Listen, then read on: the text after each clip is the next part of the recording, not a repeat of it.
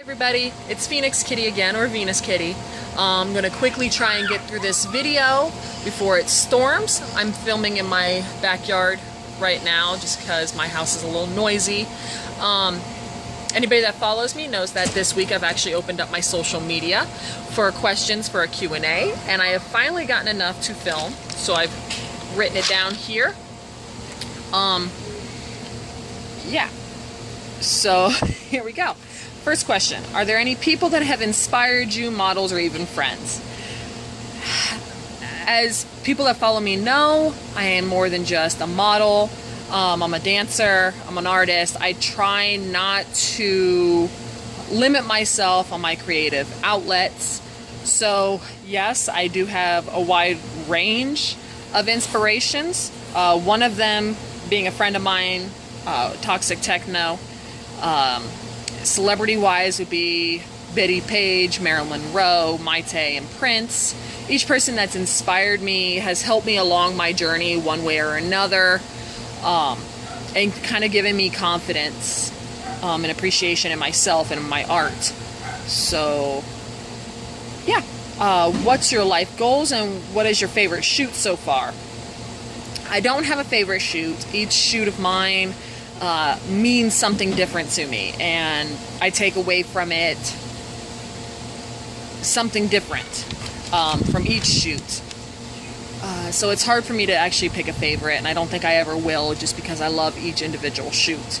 As for life goals, I'd actually have to say just to love myself and be confident and be happy and die doing the things that bring me to that point.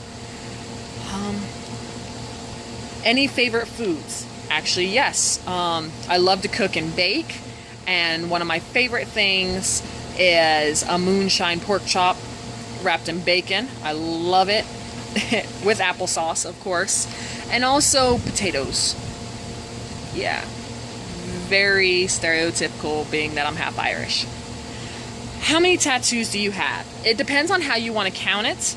The way I count it is I have 25. I have a cover-up and also a cover-up of a cover-up, but I don't count each time I'm in the chair, basically. If I counted it that way, I'd have well over 30, just because, like, each Eevee character could be counted as its own tattoo. Yeah, which I might end up doing a video going over each tattoo, how old it is and meaning to me, and story behind it. What type of kitten are you? Kitten play, I'd be a tuxedo Maine Coon. Therian, I am actually a white tiger. What age did you get into kitten play?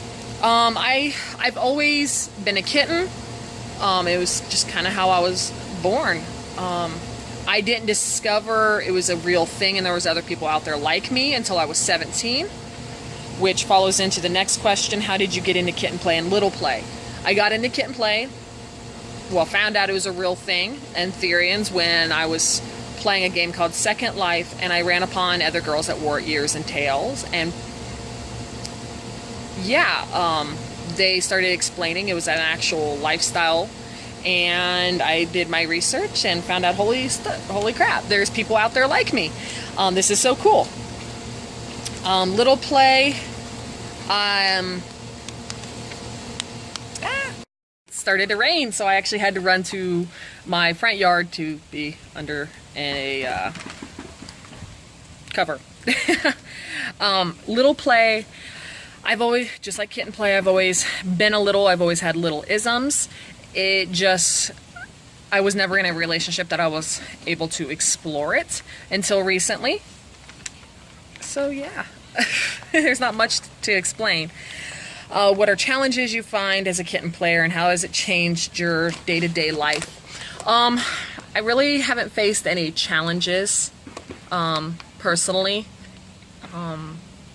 nor has it changed my day-to-day life. I'd actually just have to say biggest challenge is patience, and just because I know there's people that don't do their research and aren't as knowledgeable in the things that they claim they are, especially when they're underaged. And it's really sometimes hard for me to have the patience to come upon those people. Yeah, I'd have to say that's my only challenge, I guess. I try not to let it get to me so it doesn't interfere with my day-to-day life. How do you manage to keep up with your kitten play and other practices with children?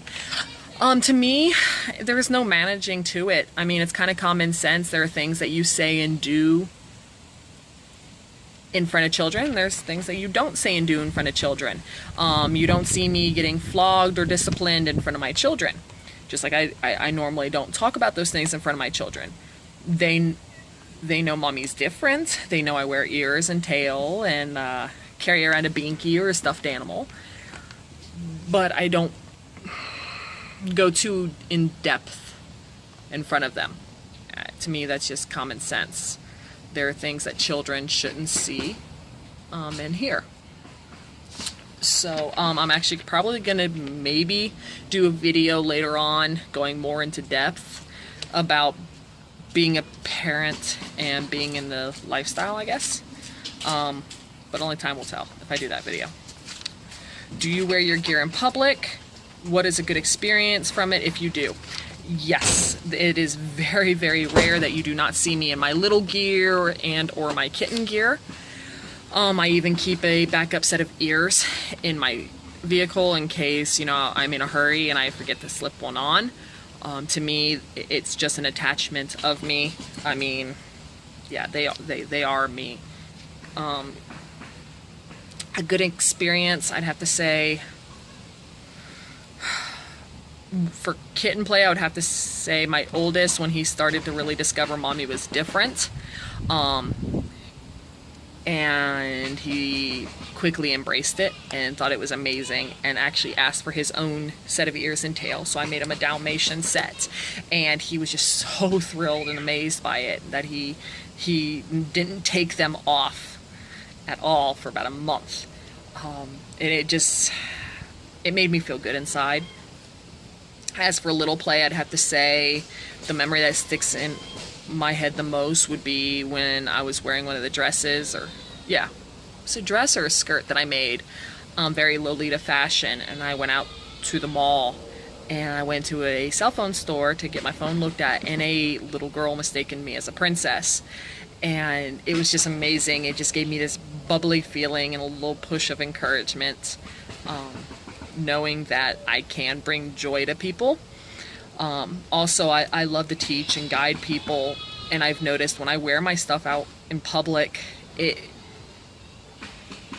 gets people talking, and people ask me questions, and I get to help guide them and teach them and push them in the right direction, or you know, what have you. And it just kind of it's that helpful reminder that the whole world isn't as full of hatred as one would think.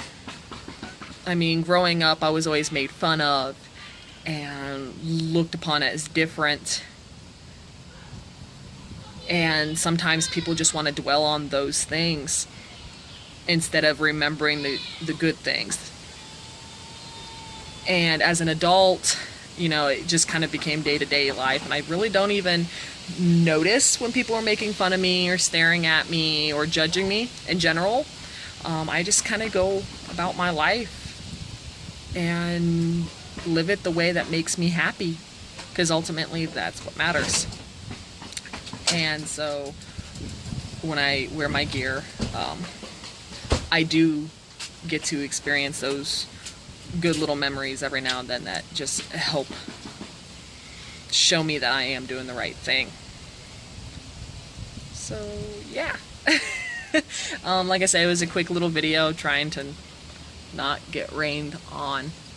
And if you have a question that you would like to ask, I'm going to try and do Q&As monthly, so feel free to reach out to me in any form of social media that I have, or even in the comments down below. Also, if you have a video idea of your own that you would like to see me do, just let me know. Yeah, And as always, thank you for watching, and I hope you enjoyed. Bye, everybody. Mew mew.